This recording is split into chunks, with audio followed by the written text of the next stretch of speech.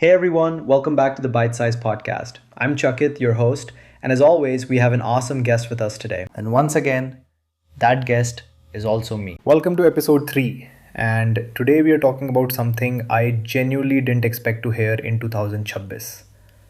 Companies are starting to say AI is getting too expensive, which sounds insane by the way, because the whole pitch of AI was cheaper employees, faster work, more efficiency. So, what changed? What changed is companies finally started using AI at real scale, not demos, not one chatbot internally, actual daily workflows. And suddenly they realized these models are insanely expensive once thousands of employees start using them every hour. Okay, but expensive how? Like servers expensive? Or someone in finance is getting nervous expensive? No, genuinely huge. There were reports this week that Uber's internal AI coding usage becomes so heavy that leadership started questioning whether the spending even makes sense anymore, especially around tools like Cloud Code and agentic coding workflows. Wait, so engineers are basically burning company money through AI prompts? Kind of, yes. But the crazy part is, it's not even obvious while it's happening. One coding agent request might silently trigger dozens or hundreds of model calls. It reads files, analyzes dependencies, retries tasks, runs reasoning loops, and suddenly one simple task becomes a giant compute bill. And I think most people still imagine AI like Google search. You ask something, you get something back. Done. Exactly. But modern AI agents behave more like employees. They think step by step, use tools, recheck work, call APIs, and every one of those actions costs tokens. Now multiply that across an entire company. So basically, AI become SaaS pricing on steroids. Honestly, yes.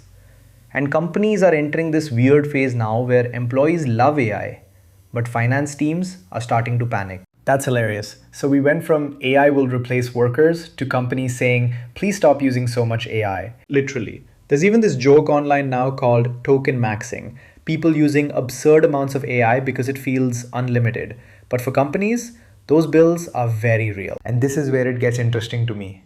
Because if AI becomes more expensive than humans for certain tasks, then the entire narrative changes. And honestly, I think that's exactly what's happening right now. The first phase of AI was, can it do the work? The next phase is, can it do the work profitably? And those are completely different questions. Do you think companies overestimated the savings? Massively, because demos looked magical. But real businesses care about consistency, scale, retries, errors, latency. And once you add all that, the economics become much harder. And I guess that's why smaller models are suddenly becoming important too. Exactly, because now companies are realizing maybe we don't need the smartest model on earth for every task. You don't need GPT level reasoning to summarize meeting notes. You don't need a giant agent to rename files. So optimization is becoming the new race. So the AI war is slowly shifting from who has the smartest AI to who has the smartest economics. 100%. And honestly, I think that's healthier for the industry. Because eventually businesses stop caring about hype. They care about ROI. And we are finally entering that phase. And weirdly, this actually makes the future more realistic. Instead of AI replacing every human, we'll probably end up with humans plus AI, but only where the economics make sense. And honestly, that future feels way more believable. Not infinite AI everywhere, just targeted AI where it genuinely improves productivity. And that's episode 3 of the Byte Sized Podcast. If you enjoyed this episode, make sure to like, share, subscribe, and follow. New episodes every Wednesday. And drop a comment with what topic we should break down next. See you in episode 4.